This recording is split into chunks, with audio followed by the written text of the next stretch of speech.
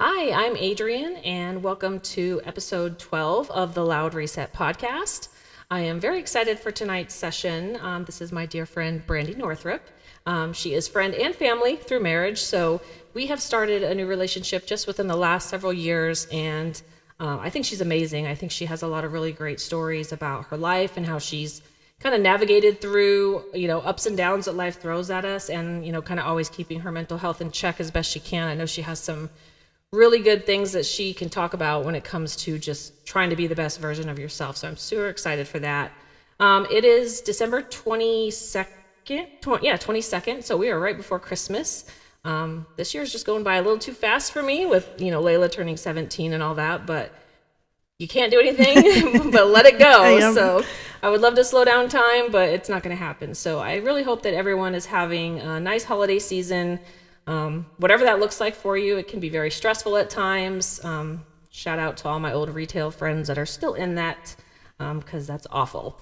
But hopefully it's a good season for everybody, and everyone's looking forward to their new year with good intentions and just kind of, again, being the best version of themselves. So we're going to go ahead and get started. I've got a lot of questions tonight because we have a lot of ground to cover, but we're going to really get to know Brandi on a nice deeper level. So we're just going to get right into it. So why don't you tell us just quickly a little bit about how you are right now in life?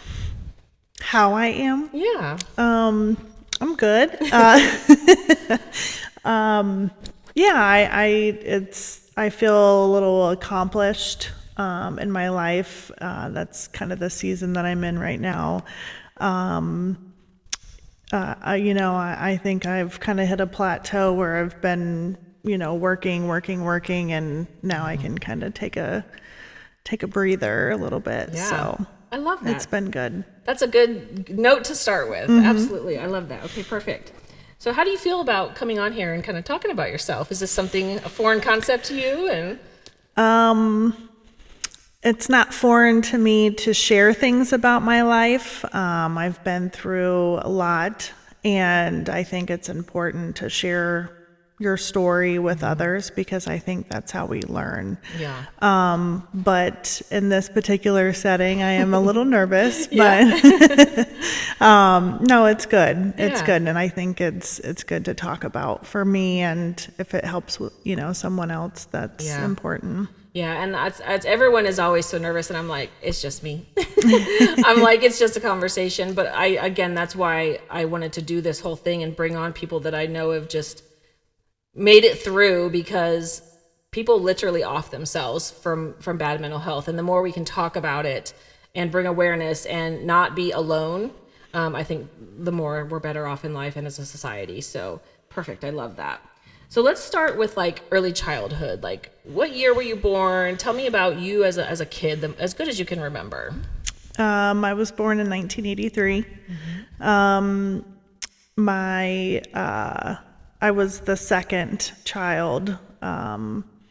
So I had an older sister that's 4.5 years older. Okay. Is it just you two then? Mm-hmm. Okay.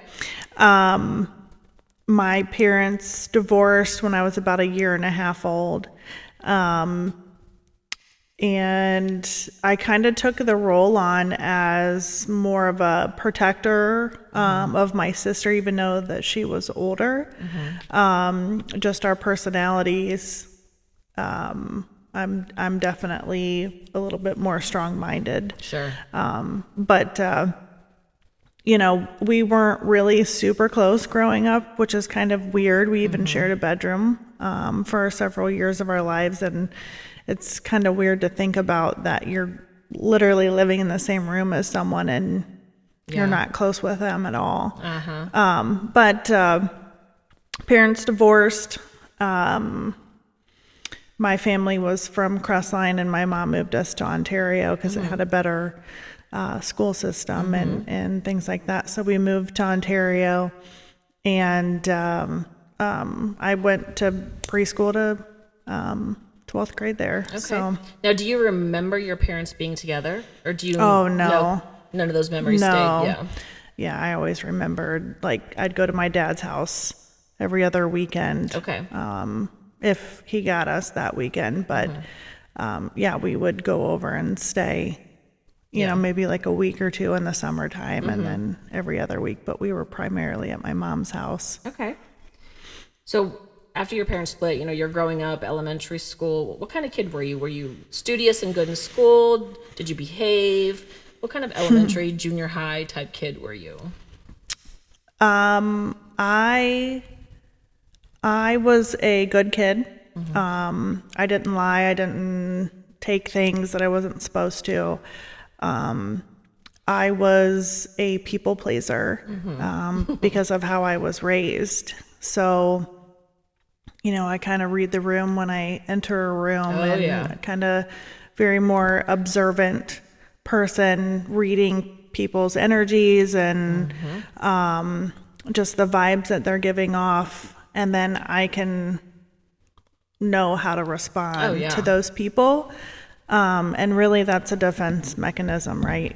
That's a whole nother show. But, I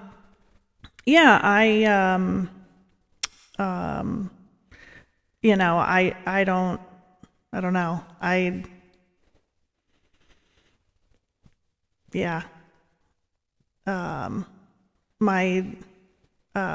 Can you go on to the next question? Absolutely. Absolutely. No, you're good. You're good. What were your favorite subjects in school? I enjoyed English. I wanted to be an English teacher or a writer for a long time. I enjoyed science. And history was probably like the last on the list until I got older. But I did enjoy school and learning, learning new things. That kind of came easy to me. With school. And when you got into high school, did you start to think of after high school, and what did that look like socially, academically, and friendship wise in high school? High school was fun. I was popular. I played sports. What sports did you play? I played volleyball and softball in high school. But growing up, I played soccer from like 1st to 6th grade, and then I played volleyball from 7th to my senior year. And I played basketball for a couple of years in middle school too. Okay. But so I was, definitely an athlete. Yeah, I was, going to school. I was going to practice or games, and then I also worked part-time. When I started driving, I had to pay for everything. My gas, my insurance, all that stuff. So even when I was in sports, I had to still work. I still had to work. Yeah. So, what was your first job? Lady Foot Locker. Okay. Yeah. I was super stoked about the athletic shoes, to be honest. Probably for a discount too. Yeah, I was, my sneakers were fresh to death. They have to be. But off the books, I babysat from 11 to 16. There was a family that was on one side that I babysat for, and then they were actually friends with the other family on the other side of us. So I kind of did like a nanny thing for them for 2 years. Yeah. That hats off to you. I babysat one time in my growing up life, and I was like, no, this is not for me. I don't have the patience. And they weren't like babies. So they were just a couple years younger than me. So they didn't listen to shit. They were just awful little boys too. They were actually really good kids. That's good. The first family, Nikki and Kelly, I loved them so much because they were like my little sisters. I was 11 and they were 6 and 4. So they weren't really that much younger. And really it was that my family was right there too. If it would have been a different situation probably if my family wasn't right next door. But I think about an 11-year-old watching my kid these days. I was like, hell no. No Things way. were so different. No it's way. Wild. The other family it was Erica, Rachel, and Daniel, and they were good kids. And then with them being friends, years later, I was at Denny's at 3:00 in the morning, and they're in there And they came over and they said, "Are you Brandi?" And I said, "Yeah." And they said, "I'm Nikki." And I was like, "Oh my God." And then Erica and Rachel were there too. And I'm like crying because I'm like, "How are you guys old enough to even be driving?" And it was like, we grow, but we forget everyone else does too. God. And you're like, wait a minute, stop. I felt so old. It's awful. It's awful. So as you start to get older in high school, you start to think about what the next few years look like. So what did end of high school look like, moving into college, or what did you do right out of high school? So I did take some of the harder classes in high school. I wanted to go to college. I really wanted to be a veterinarian. Oh. I am very passionate about animals, and I was kind of looking at colleges and figuring out, because I really wanted to go away to college. I wanted to have that full experience, and my mom had offered, "Hey, if you go to college and you graduate, I will pay for your full tuition. But if you drop out or, don't finish, then you have to pay for it." Okay. So everything, I was dating someone that was quite a bit older than me. I was 17 my senior year, and he was 22. My mom was not a fan of that. Sure. And, looking back, I understand that now, but you couldn't tell me nothing. You can't tell me shit. No. So I was with him, and I decided to stay locally. My mom was really convincing me to stay locally at the branch because it was cheaper. Sure. Which is lighter on her pocketbook. So it wasn't really about me and what my experience of what I wanted. Yeah, it was her expense. Yeah. Which there's a lot of her playing the puppeteer in my life that has, affected me. But anyways, so my ex-husband, we ended up getting married. I was 19 and he was 25. But he went in the Marine Corps. So I dropped out of college after my first year and followed him to North Carolina for 4 years. With military. Yeah. So at that time, that was in 2003. At that time, they didn't offer the GI Bill to spouses. So I was on base and I was like researching schools and things like that. And it was just way more than what I was going to be able to afford out of my pocket. So I decided to kind of put that on hold until I figured, because even though I lived in North Carolina, I was not considered a resident because of the military. So then you're paying out-of-state tuition even at a community college. Even with a local address. Oh my, yeah. So I think it makes sense. Yeah. So I kind of just put that on hold, and I became a wife at 19. I went from my mom's house to essentially our house 4 states away. Yeah. And I kind of just became subservient to him, and whatever he needed, I made sure he had it. Yeah. He didn't go without it all, you know. And a week after I moved down to North Carolina, my dad had passed away.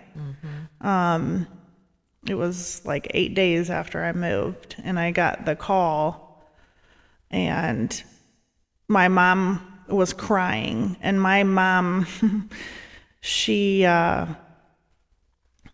did not cry. Yeah. I think I've seen her cry maybe 3 times in my life. Yeah. And one of those was the time when she told me that he had passed away. Yeah.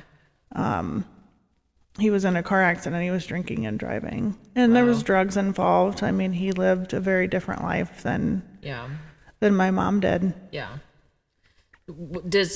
Was he in that type of lifestyle growing up, or was it as you girls got older and kind of moved away, he kind of went into that, or?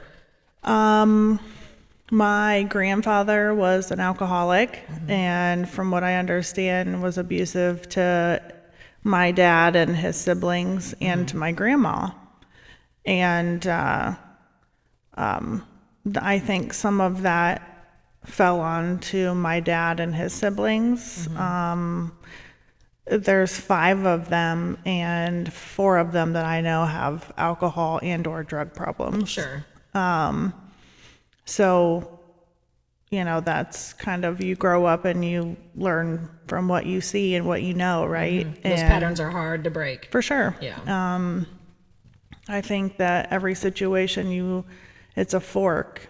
Do I follow in what I know and what I've seen, or do I say, no, I don't want to live that lifestyle? But you make a conscious decision You do. to go in the opposite direction. It's way too easy to be, a victim of your surroundings or what, That's the easy way. It takes work to change and not do this. For sure. And not everyone's, people don't have the personalities to do it, but they're not mentally no ready for it. No. And I think a lot of that comes from the trauma of their upbringing and whatever they had to go through. It's easier to numb and do all that rather than face it all. For sure. Which is how things like driving drunk happen and, and so you're down in North Carolina, you get that call. What does life look like then for you? So Red Cross flew me home 2 days after he passed, because my mom was like, you're not driving home. You're Yeah. I mean, I was going through it. Oh, yeah. And my ex-husband, who was my husband at the time, decided to not come home with me. Yikes. So I am 19. I lost my father. My husband, who I just married 3 months prior to that, decided to not come home. And he told me that he didn't come home because he was checking into his unit, because we had just gotten down there a week before. And I found out later on from one of his friends that he just didn't want to come home. So there I am, just devastated. Yeah. And his whole family's there. His mom and stepdad, his dad and stepmom, his siblings came. Where's Ryan? Isn't that crazy? Yeah, that anger would last for a while from something like that.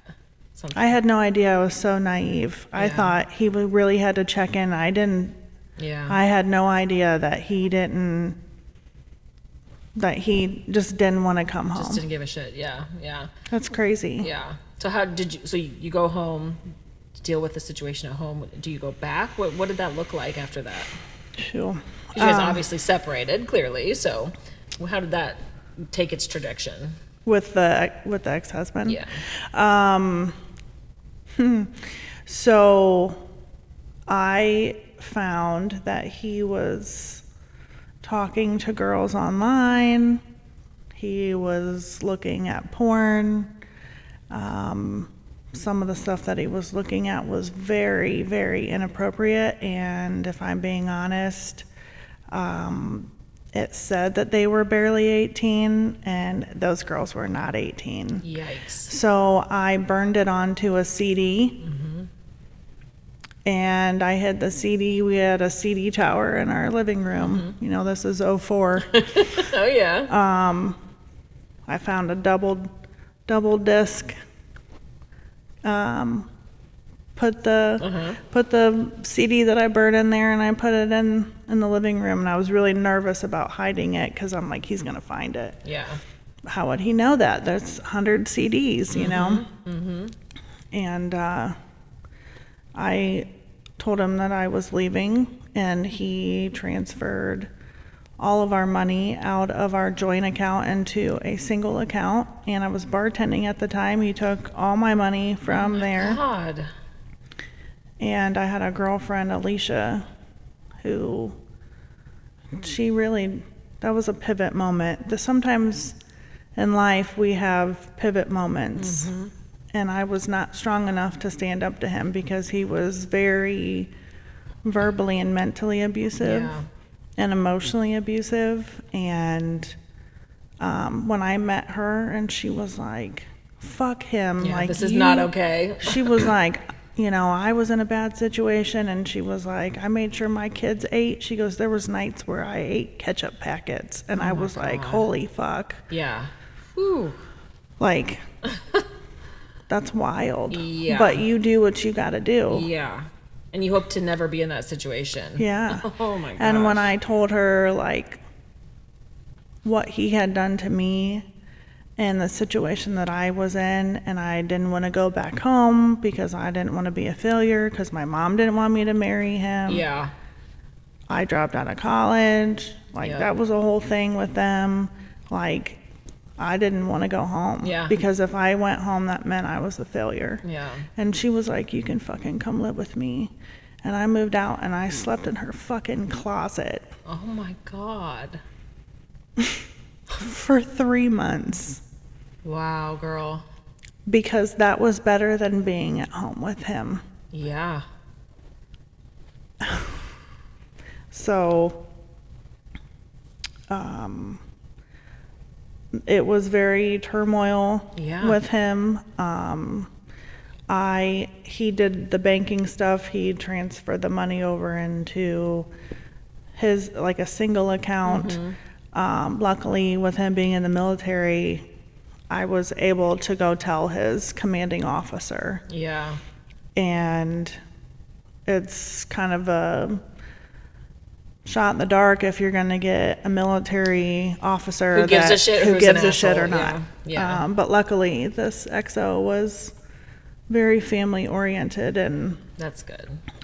He called him in there, and I will never forget that fucking look on his face. And when he was like, what the fuck? He goes, you need to go unfuck yourself. And he goes, you go to the bank and you take care of this right now. Oh, wow. And then he looked at me like, you got me in bet. trouble. And I'm like, you fucking got yourself. You did it to in trouble, yourself. motherfucker. Yeah. I didn't have a dollar, by the way. When he did all that, I didn't have a fucking dollar to my name. That girl, Alicia, I don't even talk to her anymore, but like, that was a pivot moment. She was in the universe for you right there at that time. Yeah, absolutely. Oh my gosh. So, I decided to leave, and I was done. And he didn't like that. Yeah. He pulled a gun on me one night. I came home. I was working, and I came home, and it just wasn't good. I had to call the cops on him. And he was a cop's kid. Yeah. I mean, his dad was a local high-ranking officer around here. And so so fast forward, we go through all that stuff. We moved back. His military, he finished his stuff up. We moved back home. My sister and I end up moving in together. He and I are separated, but we're trying to work things out.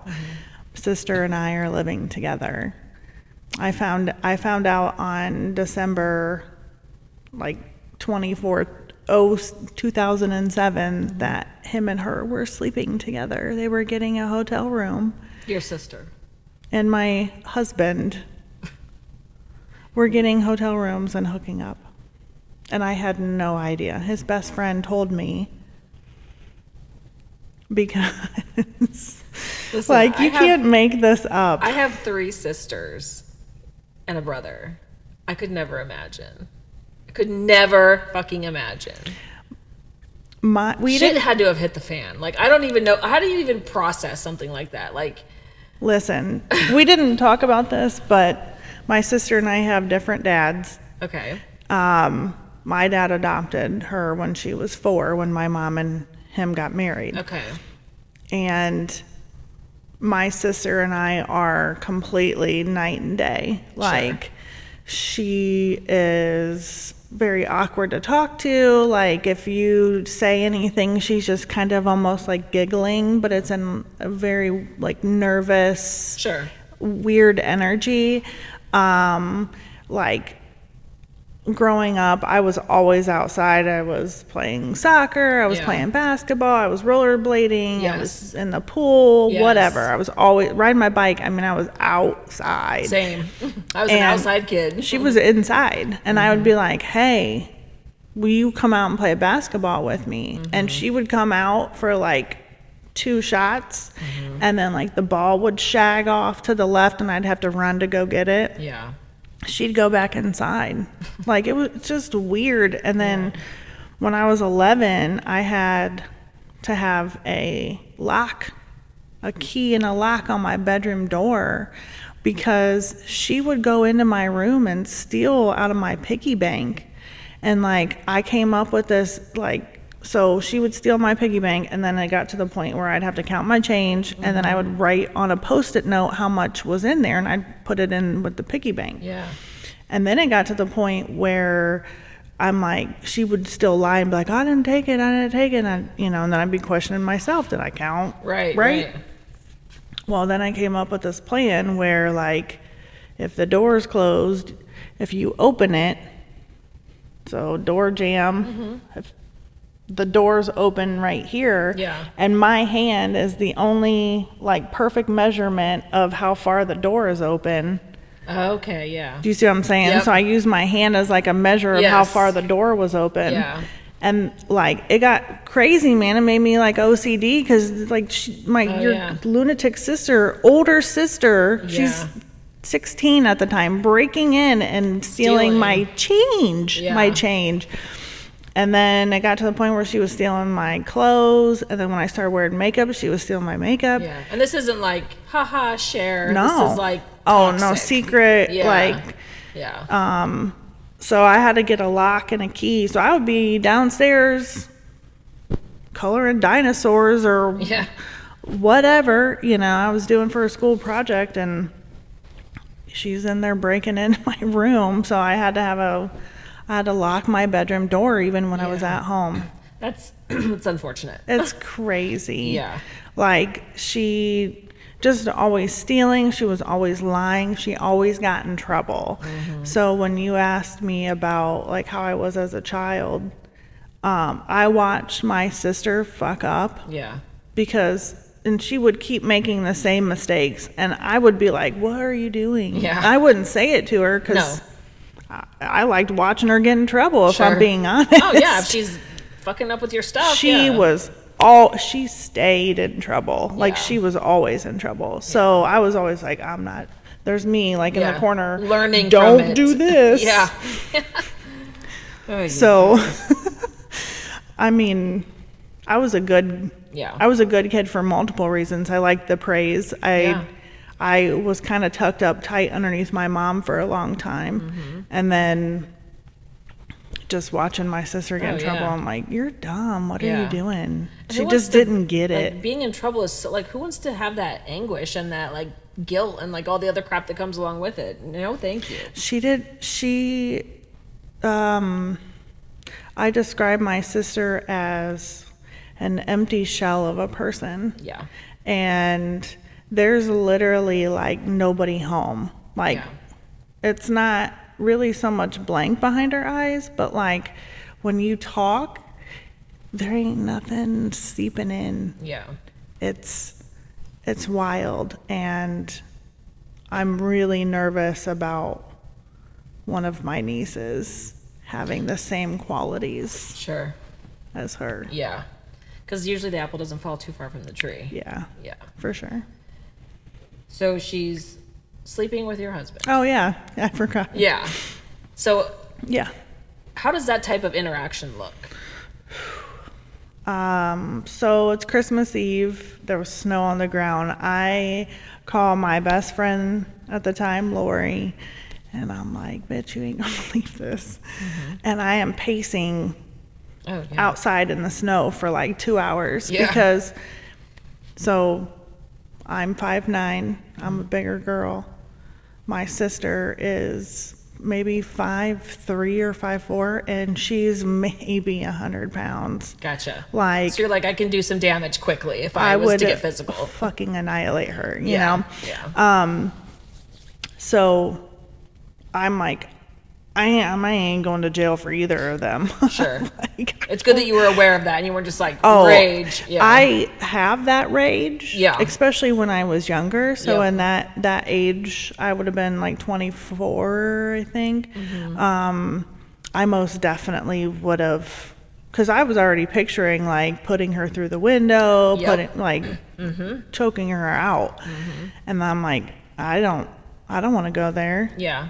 I am not built for jail. Like, let's be honest. Yeah. Nope. Yeah. So, I stayed my ass outside for 2 hours and talked to my friend, and she calmed me down, and I went inside and I did not talk to her. And we had 3 months left on our lease until I could move out. And so filed for dissolution.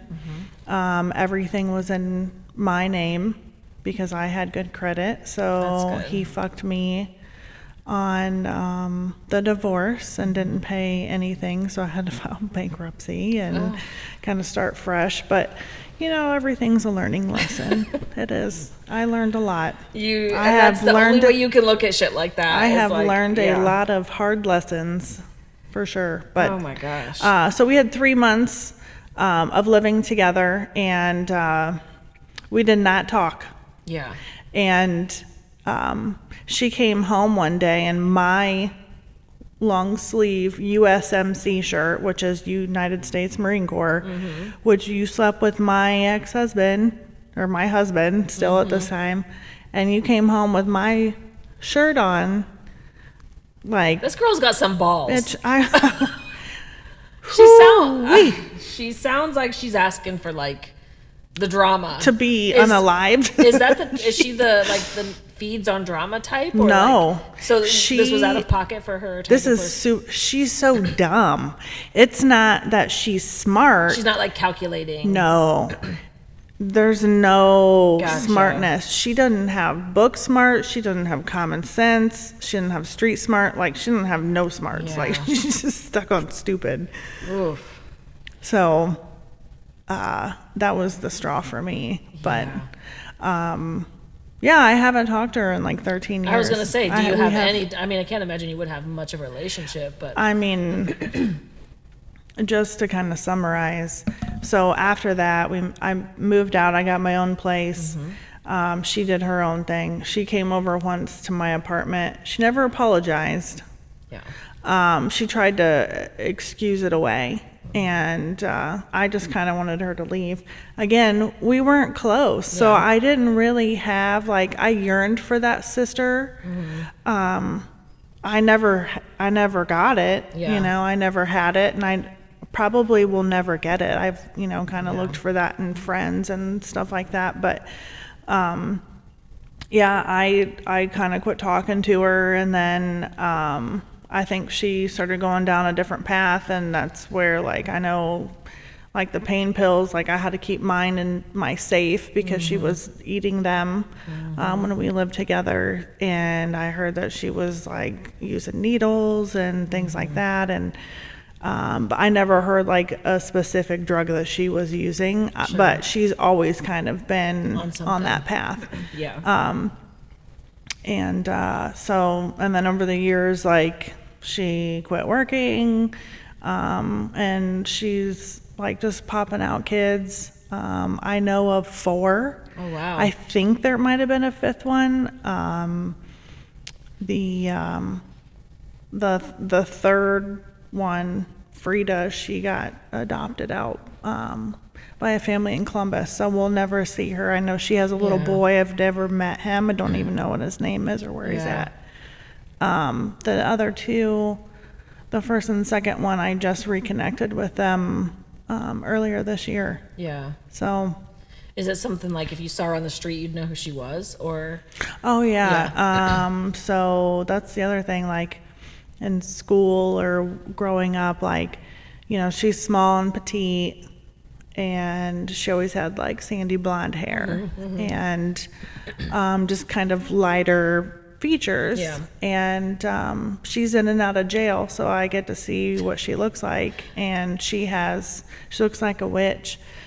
Her hair is black and it's super long, and her face is sunken in. Yeah, She's got drugs. some decay in her teeth, so you can kind of see like her face is sunken in a little bit. Yeah. It's crazy. It's really sad. It makes me sad for her. I was just gonna say, is that hard? You know, would you be half then? If you Half have sisters. Half sisters. Still, you grew up from early Yeah. childhood. That's gotta do some sort of something, even if you aren't close. Like, it's gotta feel some type of way. I'll be honest, I never thought that her and I were ever gonna be close. I think I wanted it. Yeah. But I'm not surprised that she's here, Yeah. where she's at in life. But I had really hoped that she wouldn't have met where she's at now. Yeah. And Sometimes you got to turn it around. It doesn't look like she's. but gonna I do knew that her Yeah. and I weren't going to be like BFFs. Yes. You know what I'm Yeah. saying? But You'd like to see her just at least do well. yeah. You know, be a productive member of society. Yeah. Yeah. There's a few people in my life that you're kind of like, you're just waiting for the call. Yeah. Yeah. That, hey, I will not be surprised. Yeah. Which is unfortunate, but like you said, you can't help those type of people. You can never help an addict. They have to be willing to help themselves. And we know that from all the people that we have in our lives that are like that, but you can do nothing for them. They have to figure it out on their own. And I think that's the hardest part with it. So no relationship whatsoever. No. Okay. It actually kind of ruined my mom and I's I was just going to relationship a ask you, little I know bit. that's a little rocky. My mom and I's relationship really deteriorated when I moved back from North Carolina. So her and I were super close. I thought what she said was the gospel for the longest time. When I graduated high school, I went to OSU Mansfield, and I was undeclared.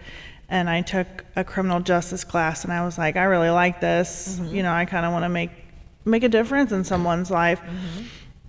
So I transferred to North Central, and my mom, we had to go out to my dad's house. He was alive at the time. We had to go out. I had to borrow one of his trucks. My car was in the shop, and we pull in, and she was like, did you hear what your daughter did? Well, apparently I'm his daughter if I do something she doesn't like. And he was like, what? And she said, well, she's throwing her life away. She moved over to North Central, and she could have been a doctor or a lawyer or whatever. And I will be honest, that was probably the first time that she hurt me. Yeah. But my dad is the only person in my life that I have ever seen stick up to my mom. My mom is a fucking bully. Yeah. She's a narcissistic victim. She's the worst, man. But he bent down into her car window and he was like, she can do whatever the fuck she wants to do with her life. He was like, you're a fucking cunt with a capital K. And I was like, because I mean, you never talked back to her. You would have you would have caught a fist. I mean, and he said that to her. I was like, holy shit, like, you are my hero. Yeah. And I got out of the car, and she peeled out of his driveway, and he was like, I fucking hate her so much. And I was like, holy shit, man. Hence why they divorced. Probably was not in a happy relationship. No. She's so volatile, like, with everybody. She's she is a master manipulator. Yeah. And she's something else. Did you feel that growing up? I mean, because when we're No. kids, we're so oblivious. It takes us until we're adults. We're like, that's not okay. And what the fuck was that? And I can't believe I grew up in that. And do you look back as an adult now, knowing all you know, and say, wow, that was really fucked up? Or was it like, now, was it okay? in this moment, yes. I mean, it really wasn't until about 5-ish years ago that I really started to see. So my sister would do all these things, ask my mom for $20, or that she was being abused with the guy that she's with or whatever. So my mom would, oh, I gotta go help her. So, and I get it, you want to help your kid out if she's in a bad situation. But my sister would repeatedly cry wolf and then never leave. My mom would get her an apartment. She had all this stuff set up for her. I don't know how many times. And still repeats the cycle. It's just constant. And so then, I've seen it. That's, in my mind, that's enabling. Oh, for sure. Yeah. Because it's a reflection of her. It's not really about my sister. Yeah. She was worried, my mom was worried about how it looked if her daughter is living on the street or is in and out of jail or selling her body at the truck stop or whatever. I mean, she was worried about how it looked on her and how she was as a mom, because she would call me constantly and complain about my sister or tell me these stories, and I would lay the phone down and I'd be like, and then at 20 minutes, 30 minutes, whatever, at the end of it, she'd be like, well, I gotta get off here. And it was no like, how are you doing? Just like, let me dump all this trauma on you and not give a shit about anything else. Not the productive daughter, God forbid. I'm the one, I went to college. No one else had ever been to college. I graduated with honors while I was working full time. Like, you're like, hello. It's really crazy. It's when you're younger, you really envision a life of what you want. I wanted like a really close knit family. I wanted that so bad, and I had the exact opposite of that. My dad would sometimes not get us when he was supposed to get us. I'm on the curb with my suitcase waiting. And he didn't come get us, or if he did get us, he'd leave us at the neighbor's house so he could go party all weekend. I saw one of his friends get a blowjob when I was 5 years old. I mean, I love you. But that's a lot. That is a lot, Brandi. That's I have a been lot through to, some shit. So, you asked me like when you were younger, did you I didn't know that I was different until I started getting older and I started talking to people, or I started I spent a lot of time at my friends' houses and I saw how they lived, and I'd be like y'all are what's everything's cool over here. I mean, I'll share something very personally with you that I have not shared with a lot of people. I was molested by an older stepsister that I had. I'm so sorry. For 6 years. I am so sorry that happened to you. It was weird because it's your stepsister. And who do you tell? I am so sorry that happened. That's awful. That's wild. Awful. And I lived with that for a very long time. And to be honest, I was like, do people even really want to know this? So then I just kind of kept it to myself. And I had told my husband, my first husband, Ryan, and he was like, oh, so we should have a threesome, you, me, and another girl. And I'm like, are you fucking kidding me, bro? Oh my, I could say so many things, but I'm not going to. So I was 5 when it started happening. And when I told my sister, my half sister, she was like, oh, we were just experimenting. And I'm like, are you fucking kidding me? No. I lived with that for a very long time. And it's not something, I think people don't realize how often it fucking happens, man. And it's so fortunate, not fortunate, frequent.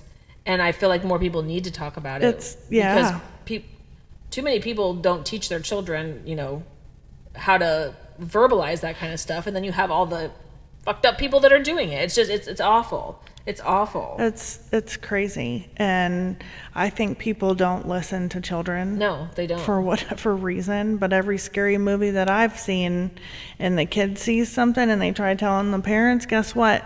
The kid's fucking right. Yeah, it is. I'm just saying, like, is. I get it, but like, Did you ever have those conversations with your mom or dad? No. I didn't have that relationship with my dad. Yeah. I really yearned for my dad's affection. I wanted it so bad, Yeah. and I just didn't get it. Because I was his blood and I was the baby, I was babied by his side of the family. And I would say I was probably babied a little bit more by him too. Yeah. But, yeah, I didn't really get that from him. Yeah. What about your mom?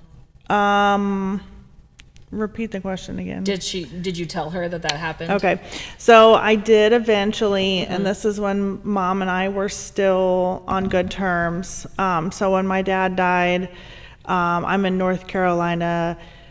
He had his own business. He died in 2003. In 1999 and in the year 2000, his business grossed over $1 million. Okay, great. That's awesome, right? Oh, sweet. We're going to be good. No, he was in a car accident. His car insurance lapsed 4 days before his car accident. He had his own business. There was literally no paperwork. Like, my dad was a very intelligent guy, but he had nothing fucking written down. Like, Yeah. you walked into his office and you were like, there's just like scribbles. Yeah. And You're like, it's amazing you're doing anything productive. Yeah. what?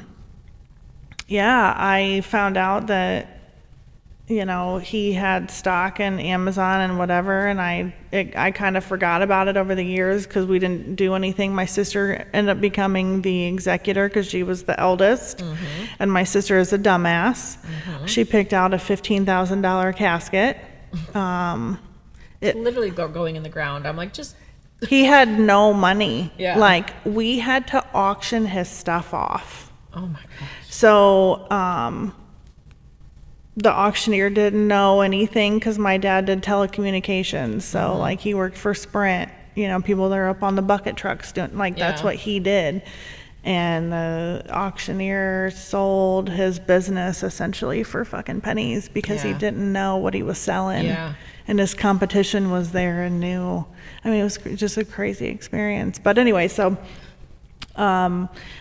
my sister is essentially handling the estate, and there's an estate fund that, all the stuff that we're selling off and whatever, that money goes in there to pay the bills off Yep. and shut the accounts off. And my sister is buying groceries and she's shopping out of it. She's taking air Living her best compressors life, and generators and stuff. Not telling me. My mom is telling me all of this. So my mom and I grew really close at that time. When I moved back from North Carolina, and she, her and I did not get along. Yeah. She went to throw hands on me one day, and I caught her wrist like this. I was just holding her wrist. And she's shorter than me, and she's like, "You're gonna bruise me." And I'm like, "Well, you're not gonna You're not gonna me. hit me." Yeah. So I'm gonna defend myself. Yeah, I Yeah. mean, she's, spit in your face. Like, she's just And this is your mom. nasty person. So I didn't, to answer your question that you asked earlier, I didn't really realize all of that. And as I got older, it kind of became like, I felt like I was kind of getting backed into a corner. And each year, every incident that happened, it was like I just kept, like, the walls just kept closing in. Because, I mean, she's just so off the wall, man. Like, she was complaining about my sister. I had to tell her at one point that I didn't want to hear about it anymore. And I'll be honest, after everything with my sister, I don't wish any ill will on her. Right. I don't hate her. Yeah. I don't even know her. Yeah. I don't think I ever knew who she was, because the stuff that she's doing now, and that she lost custody of my nieces and apparently nephew that I've never met. I just can't imagine that kind of life. No. You know? And you're like, you just don't even want to associate with it. No. You don't want it to be any part of what No. you're trying to build. Yeah. Yeah. So, it really was when Kyle and I started dating, and, Kyle would be like, I'm just going to say, like, I don't want to step on anybody's toes, but nobody is damn sure not going to talk to me that way. Like, and especially sure not my dad or my mom. And your mom talking to you that way, like, I mean, my mom would just bulldoze me, and I would just be like, okay, you know. I'm sticking up for myself everywhere else except for with her, because she's like King Koopa. You know? I mean, and when it's your mom, like, there's so many levels of emotion and layers to that. Like, I thought I had to endure whatever she doled out to have a relationship with her, because I didn't have one with my dad. My sister and I didn't have one. My whole family, like on both sides, they're all like just disconnected, and you know, so I just thought, like, I have to tolerate this. I have to deal with this. I mean, she's a nasty person. When I moved back from North Carolina, I went back to college. I'm working full time. I'm going to school full time. I was getting like 4 hours of sleep a night for like 6 months until I finished my degree. So I graduated with honors on top of that. And my degree was in criminal justice. I had done an internship with the U.S. Marshals. I worked at the CAC, which is like a halfway house jail. I was a CO there. I worked at the prosecutor's office as a trial secretary. And I ended up getting a job at the U.S. Marshals in Cleveland at the federal building. I was an asset forfeiture clerk. That's cool. And it was like, I was over the moon. I worked my ass off, and I got to where I wanted to be, and I could not wait to tell my mom, Mom, you're gonna be so proud of me, you're not gonna believe it. You want to know what she said to me? I shudder to think. Who'd you get on your knees for that job? Not, hey, congratulations, all your hard work paid off. Wow.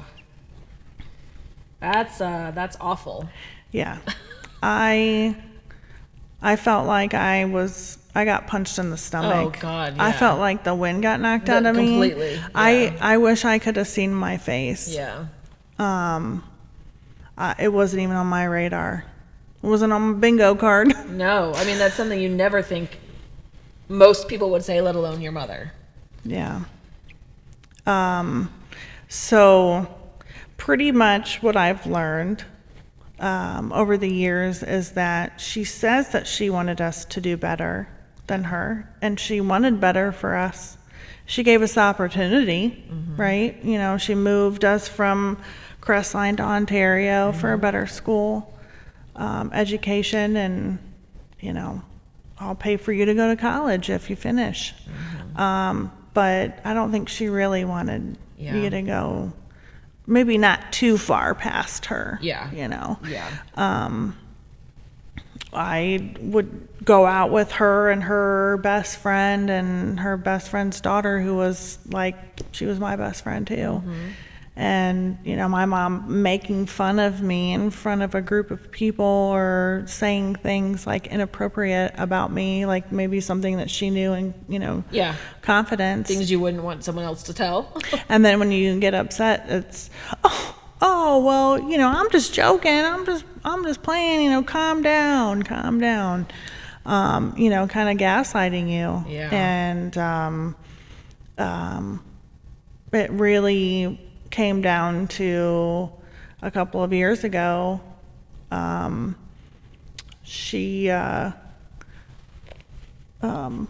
had bought a motorcycle. So Kyle's into motorcycles. I bought a motorcycle. I was going to learn how to ride it.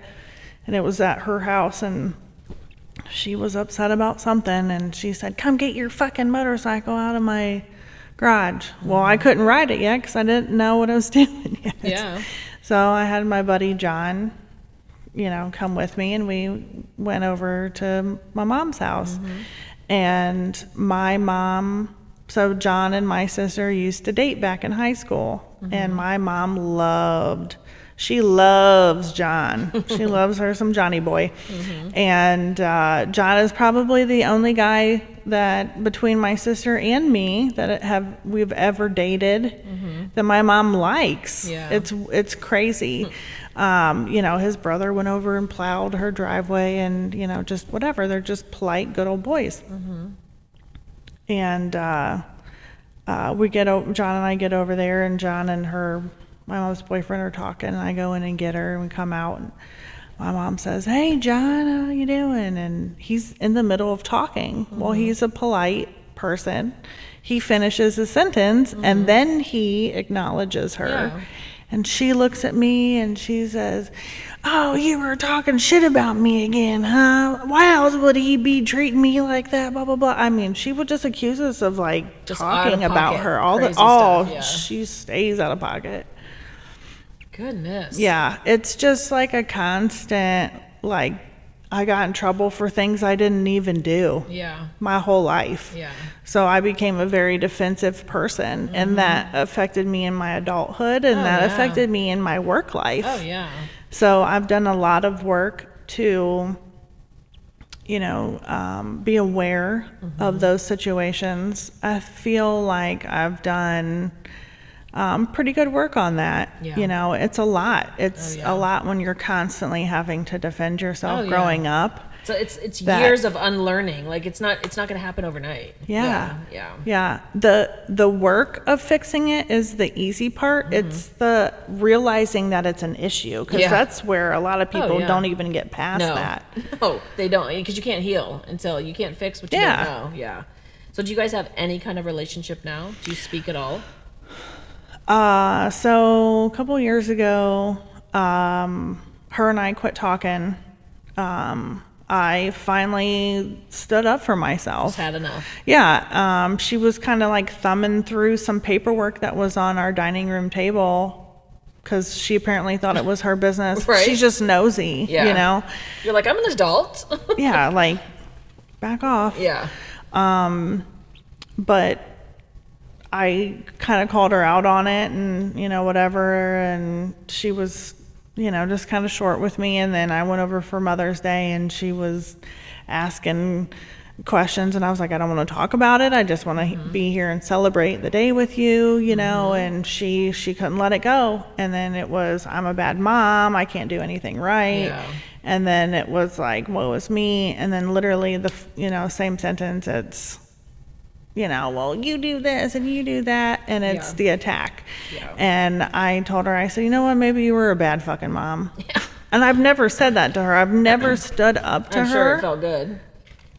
And I really just stuck with it. And then she looked at me, and then she was like, boom. I mean, I started walking out of her house, and she's flat tiring my shoes as I'm walking. And I tell you what, if I would have turned around, I would have put my hands on her. Yeah. But I understand that she's locked in that trauma of her trauma, that she doesn't think that she's the problem. And that's the worst spot to be. But she literally has no friends. Yeah.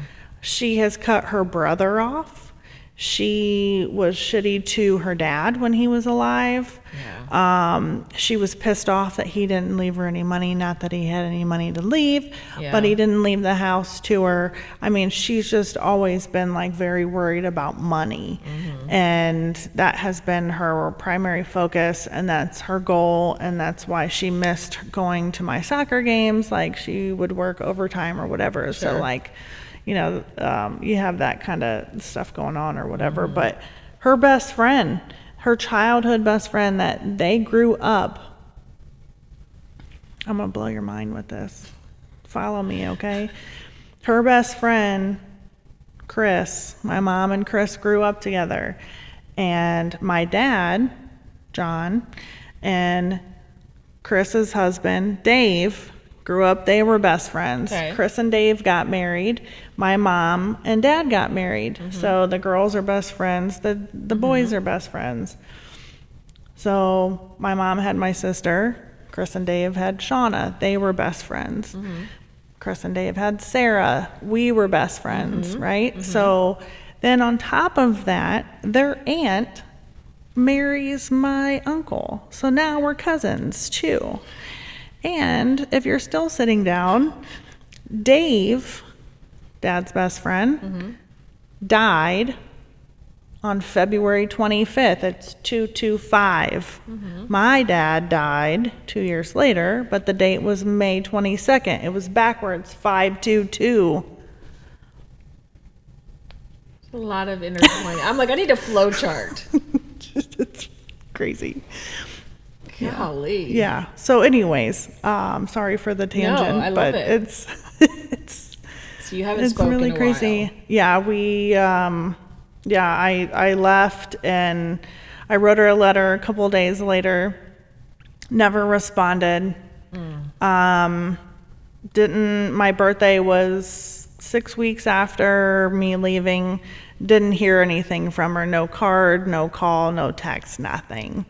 So I said, okay. So I blocked her. It's almost one of those, like, there's the answer. Yeah. Yeah.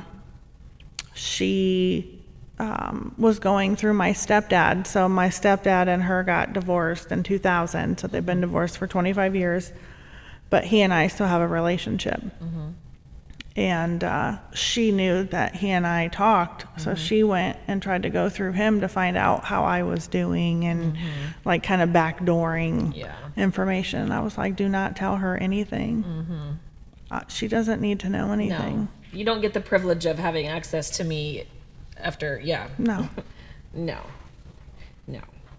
You can't tell your kids, I wish I never had kids. Well, guess what? Now you got your wish because you have a crackhead daughter that's in and out of jail that has lost custody of all of her children. Yeah.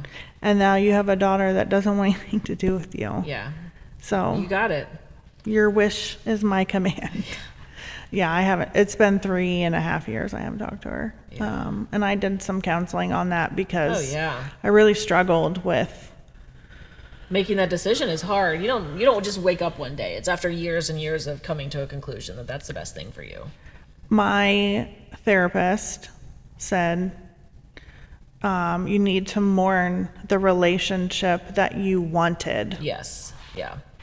Because that is put the fork in that, you know? And she was like, do you think that you could even talk with her? And I was like, no, because there's something inside of me that has so much rage for her that she will say something or give me a facial expression and I will like just want to fucking rage, you know? It's just not healthy. No. Yeah. So I was like, I don't think we could even sit down because she would never think that she is even a part of the problem. Yeah. And you can't talk to her because she gets defensive and it's not she productive. hasn't done any work on herself. Yeah. So until that day happens, which will not happen, I have to protect my peace because I have really sacrificed my peace for a lot of people that didn't deserve it. Yeah. No, and as hard as that is, setting boundaries, especially with family and, cutting people off and going no contact is hard, but just like your therapist said, you have to get rid of what you thought it would be and just realize, okay, this is what it is. Yes. And I'm going to learn how to navigate through this. And if that means they can't be a part of my life for me to be sane, then so be it. Because you have a life you love and you look forward to getting up every day and enjoying that. So if that person can't be part of it, sibling, parent, it doesn't matter. They don't get that privilege. And it takes a lot. So I want to commend you for sticking up for yourself and doing that and as hard as that is, I can't imagine cutting my mom off. So I know it has to be I will tell you what, bad. the aura around that, people don't understand. Like, I would have people tell me about my sister, well, just forgive her and move on. Just do this. And I said, you know what? I'm tired of always having to be the bigger person. Right. Why do I always have to be the bigger person? Right. Why can't you be that for one time? For 1 second. Why? Yep. So I'm not going to do that because it doesn't serve me. No. And I decided to do that with my sister. And it wasn't just the husband stuff. It was, I mean, it'd been years of her stealing off me, lying to, I mean, it was just, we just didn't have a good relationship. Yeah. So it just made sense for us to not have that, you know. But yeah, I don't want any part of that, you know. Yeah, and it's good that you've been able to figure that out, because I think you have a lot of really good things going on in your life right now. So where are you at right now? How do you feel about life? You're obviously in a very healthy relationship. How did that come and flourish? We met through mutual friends. We met officially at a local bar, and we were talking about music and really connected on music and things like that. So yeah, we just hit it off, and really it's kind of crazy because he is the male version of me. And I will agree with that. We are two peas in a pod. And I joke because I always say we're the same person, but we're different in a lot of ways. Yeah. And sometimes the same doesn't work, but for you guys, no. it does. It does. Yeah. But to be honest, like in the beginning of our relationship, it was a little rocky because we were like oil and water, because I was, you know, very like stable and I like things organized and planned out, and he's very spontaneous and you know, and until we were able to accept those traits in each other, it's a battle. Yeah, it was for sure. Yeah. It's exciting because her husband Kyle is my husband's cousin. So that's how we got connected with everything. And Kyle's actually going to come on in a couple weeks. So I'm super excited for you guys to meet him as well too. You guys are perfect for each other, and I love it. And I love that we have become friends because of that. So I love that. So in a healthy relationship, obviously a lot probably comes up from your past when you're in relationships. How do you deal with the things from your past and kind of keep the demons at bay when you're, you know, either when times get tough or things resurface? How do you not fall back into old patterns? I will say I have done a lot of work on myself and really understanding why I react the way that I do, or why I feel the way that I do, or whatever. And so I think digging deep like that has really helped me understand. And will you repeat the question one more time?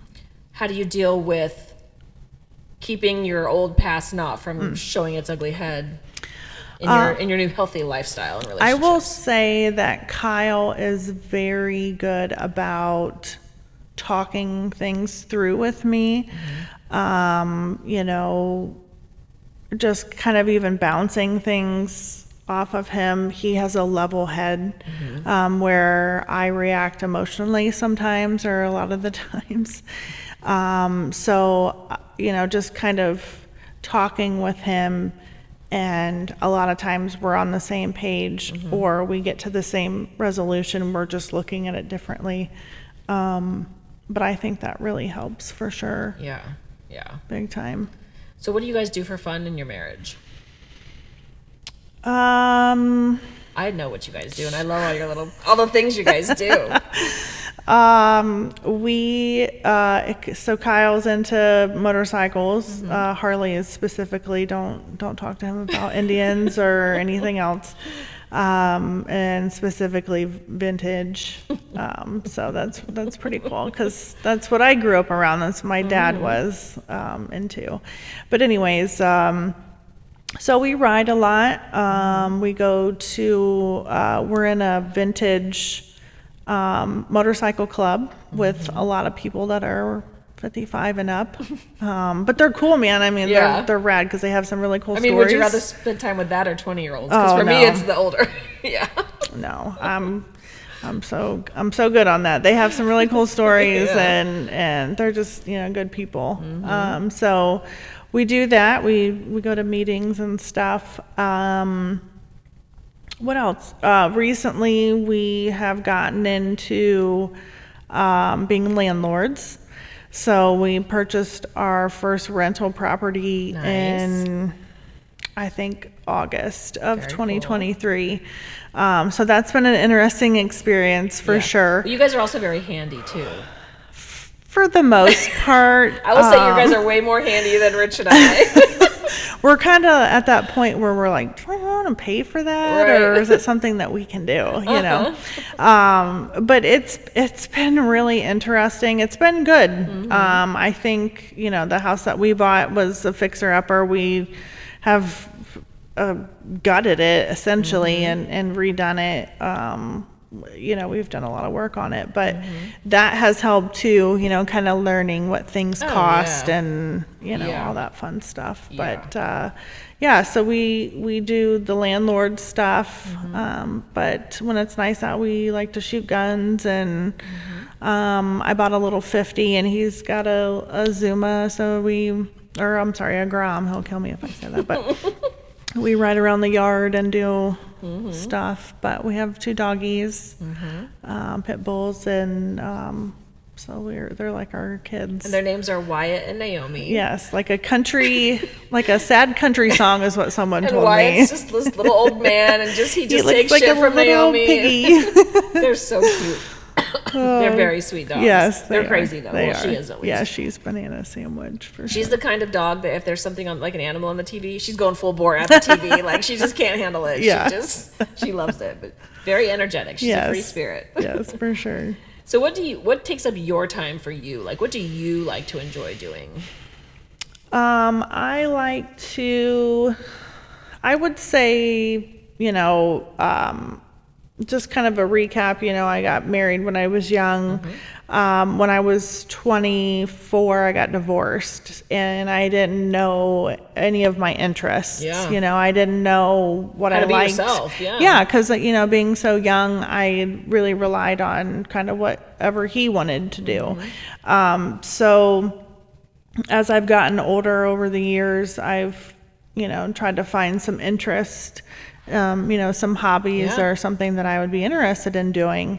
Reading has always been one of my favorites. Like anytime we had reading competitions in school, like I had the most pages read or whatever, like, hey. Yep. But, so reading for sure. More recently, I did some woodworking. I didn't even know how to do woodworking, and I saw this community on Instagram and I'm like, this is awesome. So I learned what they were doing and I bought the saws and I watched the videos and I made some cool stuff. You did, And I did that for a little while and then I shifted and I wanted to do I did some live edge wood stuff. So I have a 6-foot table that I made for my plants, and I have some shelves and stuff like that. And then I moved into, I have been teaching myself how to silversmith. That's so cool. So I've been very artistic brain, it sounds like. Yeah, I really enjoy learning. I'm very curious and I like how things, I look at things and I'm like, oh, I could make that. You like creating. Yeah. I always enjoyed art class because, my personality, I'm so black and white. I like things to fit into a box, but I also like that creative outlet, maybe that's my Gemini spirit. Oh yeah. Yep. But, and also embroidery. I've started to learn how to embroider. I love that. So I'm moving into my grandma era for sure. Yep. Yeah, I mean, I'm a birder, so I totally get that. I totally get that. So you have a lot of really healthy hobbies. Yeah, That's yeah. good. I think That's it's good. fun to kind of get lost in, Yeah. something to be creative and kind of let your mind, Oh, your yeah. analytical side at least, kind of take a Take a nap break. and, Yes. really just create. I took a 6-week pottery class it was last spring, I guess, and that was awesome. Yeah. I had a ceramics class in school, and I was like, I'm gonna be like Ghost, it didn't happen, but I took the 6-week class, and I'm like, this is sweet. I had Yeah. no idea the art class had Right. classes. Right. No, that's really cool. Yeah. Good. So if you had to say you are working on a couple things, like I'm personally working on these things in my own life. What are you working on currently that you like working on? That I like working Yeah, on. like professional development, hobby stuff. Like what do you like? What's on the horizon for you? That's a good question. I don't know. I've just been kind of just doing the hobbies that Yeah. I just talked about. Um, yeah, I don't know. Yeah. What now? Let us all know what you do for a living right now. I'm a buyer at a manufacturing company. You've been in purchasing for a while, haven't you? Yeah. Yeah. Yep, I kind of have made my way through different career choices. I did the criminal justice stuff for a while, and then I was an AP manager for for a little while too. But I like the buying side. It has kind of the two side of, your repetitive putting in orders and things like that, but then also the creative It side tickles both sides of your brains. Yes, Like for I'm very sure. organized, but I get to look for stuff and be very resourceful. The puzzles. Yes. Yeah, I like the puzzles. Yeah. I did a lot of Sudoku, so. Yeah, see, I don't. I'm not analytical, and my brain just kind of shuts down when it comes to that. No, So I'm all about it. You're like, give me more. Oh, yeah. Give Yep. me more. Good. So looking back, if you could tell kind of like your younger self something when things are really heavy in different stages of your life, what would be one piece of advice you would kind of give the younger years of Brandi, knowing all the things you know? Man. I was a very sensitive child. I got my feelings hurt very easily, and I probably still do now, as an adult. And, my mom would tell me to get thicker skin, and I took it as like an insult. Yeah, that you're weak. Yeah. And I think it really would have been like telling myself to have thicker skin, to let things roll. Yeah. And not take everything so seriously, because there was a lot of, I really did have my feelings hurt. Yeah. A lot. Oh, yeah. And it was by adults. Yeah. People you should trust. Yeah. I had a friend's mom when we were in 8th grade. My friend's name was Brandi also, and she was like in pageants and stuff when she was little. And the mom, we were at a chiropractor appointment for them, and she was like, well, my Brandy's much smaller than you. And I'm like, what?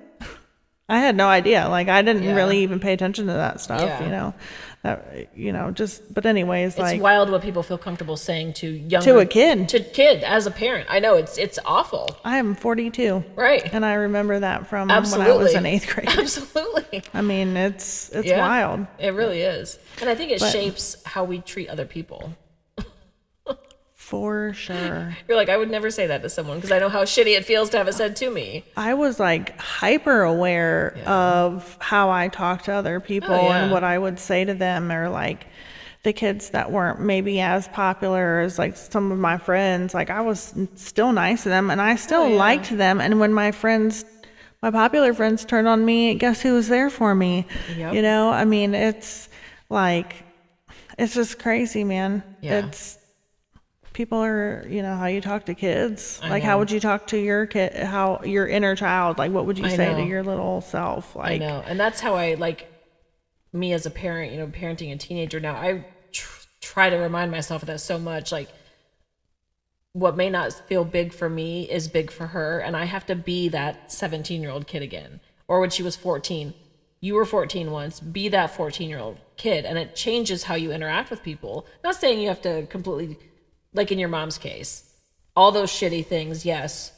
But that's not how you treat a child. So you know, like, you would never do that to someone because of how you were treated. And I think that just... I saw a video on Instagram the other day, and this kid was 21. And I think this is marvelous that someone this age is even aware of something like this. But he said, I have lunch with 21 people every day. And he said, it's the 3-year-old me doing this, or the 7-year-old worried about the homework, or the 11-year-old that's excited to see his parents, or the 15-year-old that doesn't want to, like just kind of revisiting those things and healing that child, because adults still react the way that they are. If they don't do the work, they react as childlike, very juvenile. Yes, and it only gets they don't know worse how to the older they do. They really don't. The like grief. Yeah. That's why you have a lot of the drug addiction and things like that, or alcohol or whatever. It's because a lot of it they haven't learned to cope or to deal. There's no emotional regulation, like none whatsoever. And I like the saying that's like, you become the adult that the child you needed would like. And I love that, because I'm like, that's so true.